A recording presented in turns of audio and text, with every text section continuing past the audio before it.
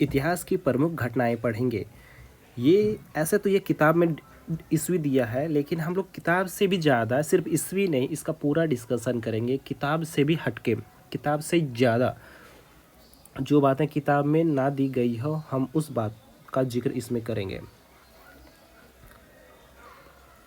अगर आप हमारे चैनल पर नए हैं तो चैनल को सब्सक्राइब कर लें। हम आपके लिए अच्छे अच्छे चीज़ें इससे पहले लेके आए हुए हैं, और हमारे चैनल के प्लेलिस्ट में जाएंगे, आपको वहाँ से सारी बातें दिख जाएगी।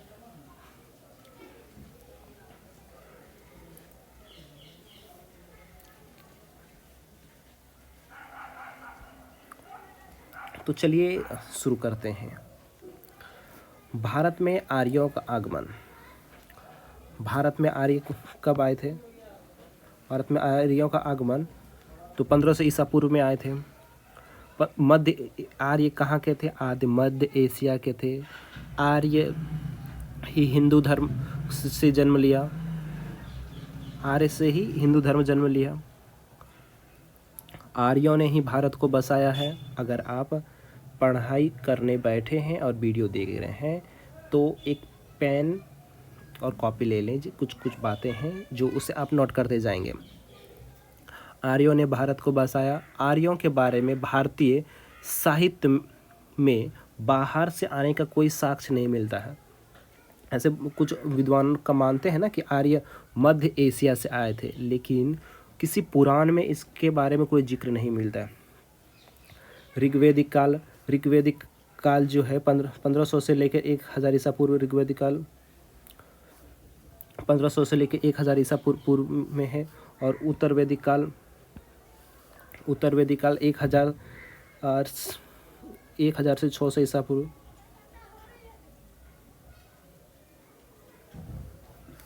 उत्तर वैदिक काल 1000 से 600, इसमें ही क्या डिस्कस कराना, ये तो नॉर्मली अब यहाँ से डिस्कशन शुरू होगा।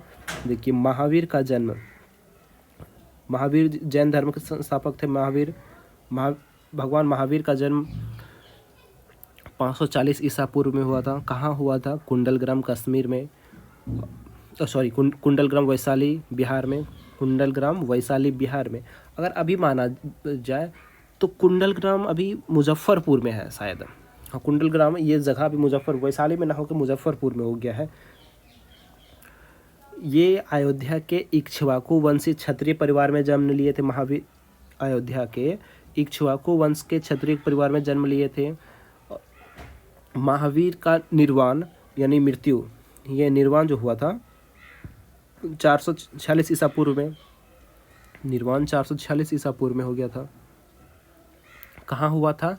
446 ईसा पूर्व में। अगर आप इसको कैलकुलेट करेंगे तो 72 ईस्वी हो रहा है। 72 साल की उम्र में पावापुरी में महावीर का मृत्यु हो गया, निर्वाण हो गया था। भगवान बुद्ध का जन्म, भगवान बुद्ध यानी गौतम बुद्ध का जन्म कब हुआ था? 563 ईसा पूर्व में।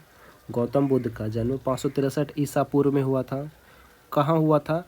नेपाल के लुम्बिनी में। देखिए, इस किताब में ऐसा दिया नहीं, हम इसको ईस्वी के साथ इसके और सारी जितनी बातें होंगी हम उसको पढ़ेंगे। गौतम बुद्ध का जन्म 563 ईसा पूर्व में नेपाल के लुम्बिनी में हुआ था। गौतम बुद्ध का महापरिनिर्वाण मतलब इनका मृत्यु 483 ईसा पूर्व में कहाँ हुआ था? कुशीनगर यूपी में।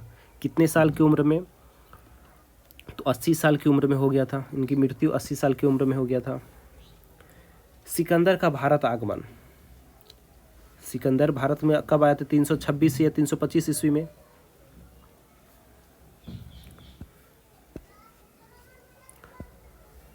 सिकंदर भारत में 325 ईस्वी में आए।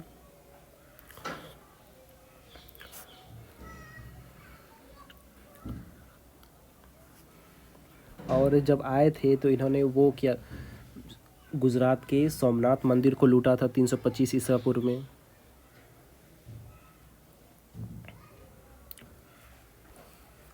चंद्रगुप्त मौर्य की मृत्यु 298 ईसा पूर्व। चंद्रगुप्त मौर्य की मृत्यु कब हुई थी? 298 ईसा पूर्व में। चंद्रगुप्त मौर्य की मृत्यु 298 ईसा पूर्व में कहाँ हुआ था? श्रवणबेलगोला में। आप कहाँ हुआ था चंद्रगुप्त मौर्य की मृत्यु? श्रवणबेलगोला में। जन्म, चंद्रगुप्त मौर्य का जन्म, यहाँ तो मृत्यु दिया है लेकिन हम लोग जानेंगे चंद्रगुप्त का जन्म भी कब हुआ। तो जन्म हुआ है 340 ईसा पूर्व में। अगर आपके पास नोट है कॉपी में तो उसको लिखें, 340 ईसा पूर्व में चंद्रगुप्त मौर्य की जन्म हुआ था। अंतिम युद्ध, चंद्रगुप्त मौर्य का अंतिम युद्ध जो था सेल्यूकस, सिकंदर का जो सेनापति था सेल्यूकस निकोटर, उसके साथ हुआ था और बाद में उसकी बेटी से शादी कर लिया था। और चंद्रगुप्त मौर्य का पुत्र कौन हुआ? बिंदुसार हुआ। चंद्रगुप्त मौर्य का पुत्र कौन हुआ? बिंदुसार। अशोक द्वारा कलिंग युद्ध पर विजय, अशोक द्वारा कलिंग युद्ध पर विजय। कलिंग युद्ध 261 ईसा पूर्व में लड़ा गया था। किसके बीच में लड़ा गया था? कलिंग युद्ध पर लड़ा गया था, लेकिन अशोक और किसके द्वारा? कलिंग का राजा कौन था? अनंत पद्मामन। अनंत पद्मामन कलिंग का उस समय राजा हुआ करता था, जिन्हें अशोक ने हराया और अशोक जीत गया था। कलिंग अनंत पद्मानंद हार गए थे और उन्हें कलिंग को जीतकर मगध में मिला लिया। मगध का पांचवा प्रांत इसको बना दिया था जीत को। और ये अशोक का कलिंग विजय पहला और अंतिम युद्ध था। पहला और अंतिम युद्ध। विक्रम संवत का आरंभ विक्रम संवत 58 ईसा पूर्व में विक्रमादित्य ने किया था। 58 ईसा पूर्व में विक्रमादित्य ने। शक संवत भी 78 ईस्वी पूर्व में। इसको तो ये याद रखना, इसमें क्या इफेक्ट है। भारत सरकार ने इसको 56 में अपनाया था, शक संवत को, विक्रम संवत को शक संवत को भारत सरकार 78 अपनाया था। हिजरी संवत जहाँ मुस्लिम का इसमें होता है और ये 622 ईसा पूर्व में अपनाया गया था।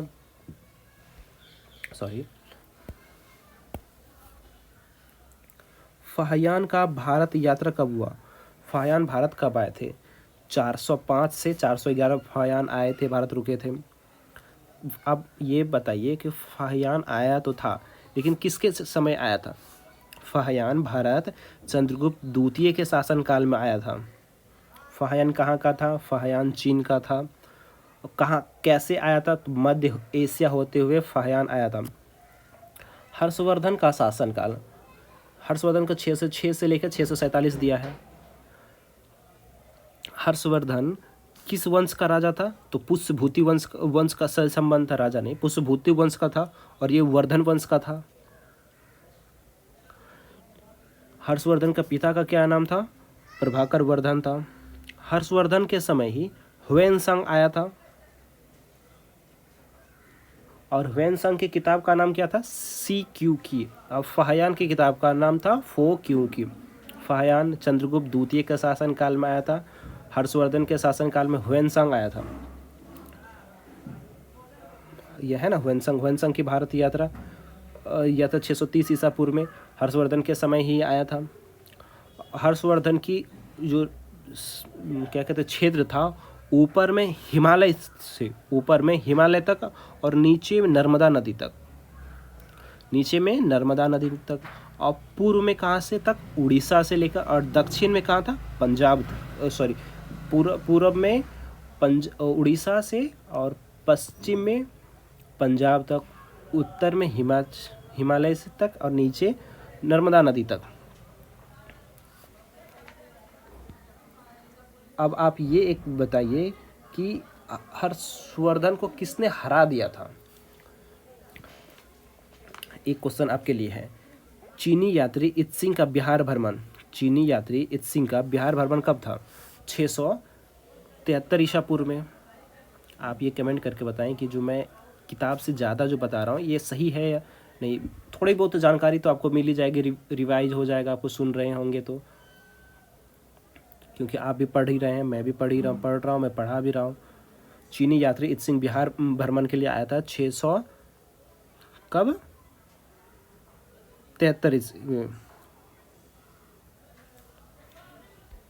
भारत का प्रथम मुस्लिम आक्रमण 712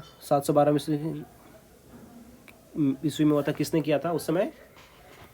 कासिम कासिम था ना, मीर कासिम।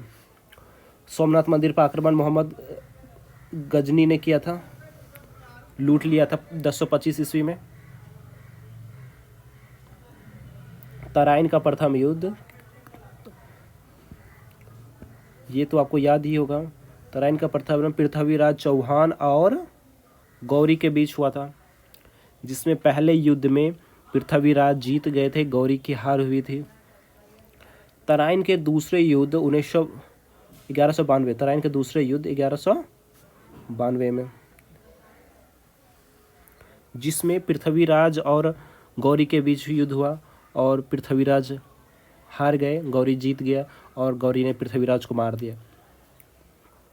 पहले में भी पृथ्वीराज जीते थे, लेकिन उसने गौरी को नहीं मारा था, और दूसरे में गौरी जीत गया तो पृथ्वीराज को मार दिया।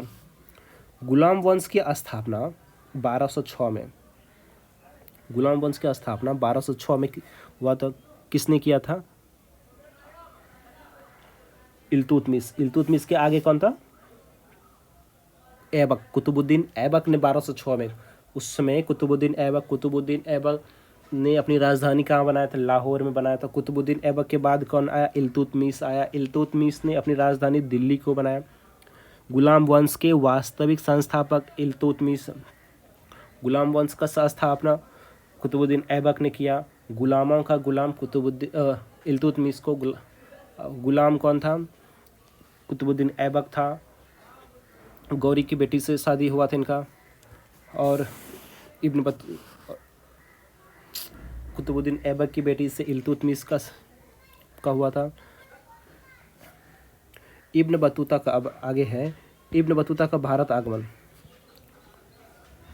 इब्न बतूता का भारत आगमन कब हुआ था? 1333 में इब्न बतूता भारत कब आया था? 1333 में। इब्न बतूता कहाँ का था? मोरक्को निवासी था। मोहम्मद बिन तुगलक के समय में आया, के काल में आया था। इब्न बतूता मोरक्को निवासी था। 1333 में मोहम्मद बिन तुगलक के शासनकाल में आया था। विजयनगर की स्थापना किसने किया था? हरिहर एवं बुक्का ने, और अपने पिता के नाम पर संगम वंश की स्थापना किया। विजयनगर की स्थापना और संगम वंश की स्थापना।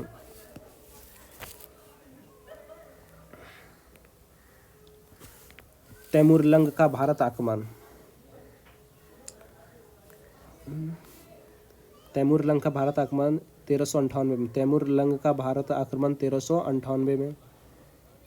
गुरु नानक देव जी का जन्म 1498 में तलवंडी, जो वर्तमान में पाकिस्तान। गुरु नानक जी का जन्म तलवंडी पाकिस्तान, जो वर्तमान में तलवंडी पाकिस्तान, वर्तमान में पाकिस्तान में है। वास्को डी गामा भारत है 1498, कालीकट केरल में। ये बिहार दरोगा में ये क्वेश्चन पूछा गया था इस बार। बिहार दरोगा का ये क्वेश्चन है। इस लाइन से 3 क्वेश्चन बिहार दरोगा के पहली पारी में, बस यहीं आप जो इस वीडियो में देखेंगे 3 क्वेश्चन आए। एक ये भी आया था और एक आपको और दिखेगा। आगरा शहर की स्थापना किसने किया था? सिकंदर लोदी ने। आगरा शहर की स्थापना किसने किया था? सिकंदर लोदी ने 1506 में। आगरा शहर की स्थापना सिकंदर लोदी ने कब किया था? 1506 में। और चौसा का युद्ध कब लड़ा गया? चौसा का युद्ध लड़ा गया था 1539 में। चौसा का युद्ध 1539 में किसके बीच? हुमायूं और शेरशाह सूरी के बीच में। चौसा का युद्ध हुमायूं और शेरशाह सूरी के बीच में कब हुआ था? 1539 में। जीता कौन? शेरशाह सूरी। तो ऑब्वियसली बात है कि हार गया, हुमायूं हार गया होगा। और कन्नौज या बिलग्राम का युद्ध, कन्नौज या बिलग्राम का युद्ध जो है, इसमें भी शेरशाह और कन्नौज या बिलग्राम, इसमें भी शेरशाह और हुमायूं के बीच युद्ध हुआ, और इसमें फिर से शेरशाह जीत गया, हुमायूं हार गया 1539 में, फिर 1540 में। अब ये इम्पोर्टेंट है पानीपत का युद्ध। ये एग्ज़ाम में क्वेश्चन पूछ ही देता है। पानीपत का युद्ध कब हुआ था? पानीपत का युद्ध 1526 में। पानीपत का युद्ध 1526 में कब? क्या 21 जनवरी 1526 में। पानीपत का प्रथम युद्ध 21 जनवरी या जून, सॉरी 21 जून, सॉरी आई थिंक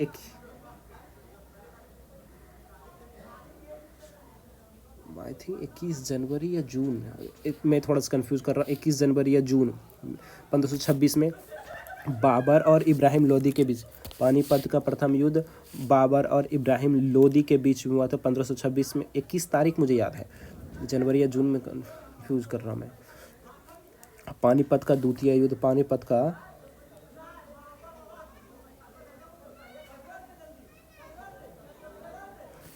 द्वितीय युद्ध कब हुआ था बताइए। 1526 में और पहला 26 में, दूसरा 56 में, यहाँ दिया हुआ है 56 तो लिखा हुआ है, पूछना ही क्या बात है। किसके किसके बीच में? अकबर और हेमू के बीच में। हेमू विक्रमादित्य हिंदू राजा था और अकबर तो मुस्लिम सल्तनत का। अकबर इसमें विजयी रहा, तब पहले में बाबर विजयी रहा, दूसरे में अकबर विजयी रहा, तीसरे में पानीपत का तीसरा युद्ध 1761 में। पानीपत का तीसरा युद्ध 1761 में अहमद शाह अब्दाली और मराठा के बीच में हुआ। अहमद शाह अब्दाली, ये 14 फरवरी 1761 में। पानीपत का तीसरा युद्ध 14 फरवरी 1761 को अहमद शाह अब्दाली और मराठा के बीच। और अकबर का जन्म कब हुआ? अकबर का युद्ध 1542 में। अकबर का जन्म 1542 में हुआ। अकबर का जन्म कब हुआ? 1542 में। अकबर का राज्यारोहण कब हुआ? 1556 में। पानीपत की दूसरी विजय के बाद। दूसरा विजय कौन था? किसके साथ? अकबर और हेमू के बीच में, जो हेमू से जीता था, तब उन्होंने अकबर का राज्यारोहण हुआ था। हल्दी घाटी का युद्ध 1576 में। हल्दी घाटी का युद्ध 1576 में। हल्दी घाटी का युद्ध कब हुआ था? 1576 में। किसके किसके? महाराणा प्रताप और अकबर के बीच में। 18 जून 1576। हल्दी घाटी का युद्ध 18 जून 1576 को। हल्दी घाटी का युद्ध 18 जून 1576 को हुआ था। दीन ए इलाही धर्म की स्थापना किसने की था? अकबर ने किया था। इसका मानने वाला सिर्फ कौन था? एक तेनालीराम, एक खिला वही मानने वाला। ईस्ट इंडिया कंपनी की स्थापना 1600 में। अकबर द्वारा मनसबदारी प्रारंभ किया गया था कब? 1574। अकबर द्वारा मनसबदारी का प्रारंभ 1574 में। पलासी का युद्ध 1757 में। पलासी का युद्ध कब लड़ा गया? 1757 में। यही क्वेश्चन बिहार दरोगा में, वो क्वेश्चन और ये क्वेश्चन बिहार दरोगा में पूछा गया था। देखिए कितना इंपॉर्टेंट है, ये सारी बातें पूछा गया था। पलासी का युद्ध और 1757, ये जितना इसमें दिया है, पूछा था किसके किसके बीच लड़ा गया था। पलासी का युद्ध जो है सिराजुद्दौला और अंग्रेज के बीच लड़ा गया था। प्लासी का युद्ध 23 जून 1757 में सिराजुद्दौला और अंग्रेजों के बीच हुए। अंग्रेजों का सेनापति हेक्टर मुनरो था। नहीं, हेक्टर मुनरो नहीं था। हेक्टर मुनरो था उसका, इससे बाद में जो हुआ था इससे बाद में, बंगाल का युद्ध। प्लासी का युद्ध 1757 में हुआ, अंग्रेज और सिराजुद्दौला के बीच में। बेदरा का युद्ध 1759 में। बेदरा का युद्ध कब हुआ? 1759 में। किसके किसके बीच में हुआ था? ब्रिटिश और डच के बीच में। बेदरा का युद्ध ब्रिटिश और डच के बीच में हुआ था। बेदरा का युद्ध। बक्सर का युद्ध, बक्सर की लड़ाई में हेक्टर मुनरो था। बक्सर का युद्ध 1764 में हुआ। बक्सर का युद्ध 1764। प्रथम आंग्ल मैसूर युद्ध, ये इम्पोर्टेंट है, ये भी एग्ज़ाम में काफ़ी इम्पोर्टेंट है। ये पूछे ही जाएंगे, अगले एग्ज़ाम में यही पूछा जाएगा। प्रथम आंग्ल मैसूर युद्ध कब हुआ था? 1767 से लेकर 69 के बीच में। और अंग्रेज और ये हैदर अली, अंग्रेज और हैदर अली। प्रथम आंग्ल मैसूर युद्ध अंग्रेज और हैदर अली के बीच में हुआ था। 1767 से लेकर 69 चला था। और ये किस संधि की तरफ समाप्त हुआ? तो मद्रास की संधि की। प्रथम आंग्ल मैसूर युद्ध मद्रास की संधि से समाप्त हुआ। प्रथम आंग्ल मैसूर युद्ध मद्रास की संधि से समाप्त हुआ 1767 से 69। द्वितीय आंग्ल मैसूर युद्ध हैदर अली और अंग्रेज़ के बीच में हुआ। हैदर अली अंग्रेज़ और इसमें हैदर अली की मृत्यु हो गई। इसमें क्या हो गई? हैदर अली की मृत्यु हो गई। और ये कौन सा संधि था? मंगलोर की संधि। दूसरा जो आंग्ल मैसूर था और मंगलोर की संधि। तीसरा आंग्ल मैसूर युद्ध टीपू सुल्तान और अंग्रेज के बीच में। तीसरा आंग्ल मैसूर युद्ध टीपू सुल्तान और अंग्रेज के बीच में हुआ। और ये कौन सी संधि है? श्रीरंगपट्टनम की संधि 1790 से 92 में। तृतीय आंग्ल मैसूर युद्ध 1790 से 92, टीपू सुल्तान और अंग्रेज के बीच में। श्रीरंगपट्टनम की संधि। चतुर्थ आंग्ल मैसूर युद्ध टीपू सुल्तान और अंग्रेज के बीच में 1799 में हुआ। चतुर्थ आंग्ल मैसूर युद्ध 1799 में हुआ, टीपू सुल्तान और अंग्रेज के बीच में, जिसमें टीपू सुल्तान मर गया तो फिर क्या कहते हैं, कोई संधि करने की ज़रूरत ही नहीं, तो पूरा कर ले लिया। और सन्यासी विद्रोह कहाँ हुआ था? 1770 में। सन्यासी विद्रोह कहाँ हुआ था? सन्यासी विद्रोह झारखंड में हुआ था। सन्यासी विद्रोह बंगाल में हुआ था। सन्यासी विद्रोह बंगाल में हुआ था। किसके समय? वॉरेन हेस्टिंग के समय। सन्यासी विद्रोह कहाँ हुआ था? बंगाल में हुआ था, वॉरेन हेस्टिंग के समय। संथाल विद्रोह ये झारखंड में हुआ था। संथाल विद्रोह झारखंड में। सिद्धो कानू, ये फिर से गलत। संथाल विद्रोह झारखंड में हुआ था। सिद्धो कानू ने इसका। और अहोम विद्रोह कहाँ हुआ था? अहोम विद्रोह असम और अरुणाचल प्रदेश में। अहोम विद्रोह का नेतृत्वकर्ता कौन था? गोमधर कांवर के नेतृत्व में हुआ था। अहोम विद्रोह किसके नेतृत्व में हुआ था? गोमधर कांवर के नेतृत्व में। संथाल विद्रोह कहाँ हुआ? झारखंड में। सन्यासी विद्रोह बंगाल में। चतुर्थ आंग्ल मैसूर युद्ध में टीपू सुल्तान मारा गया। तृतीय आंग्ल मैसूर युद्ध 1790 से 92, श्रीरंगपट्टनम की संधि। द्वितीय आंग्ल मैसूर युद्ध में हैदर अली मारा गया। और मंगलोर की संधि। प्रथम आंग्ल मैसूर युद्ध मद्रास की संधि से समाप्त हुआ। ये सारे आपको पता होगा और यहाँ से देख लीजिए। इससे अगर आपको ये अच्छा लगा हो, अगर आप यहाँ तक वीडियो देखे होंगे तो चैनल को सब्सक्राइब कर लीजिए। अगर कुछ सुझाव हो या इस तरीके से नहीं कुछ और चाहिए तो आप कमेंट करके बताएं, हम आपके लिए वो लेके आएंगे, वो सीरीज़ लेके आएंगे। आप चैनल पर नए हैं तो चैनल को प्लीज़ सब्सक्राइब कर लीजिए। मिलते हैं फिर नई वीडियो में। धन्यवाद।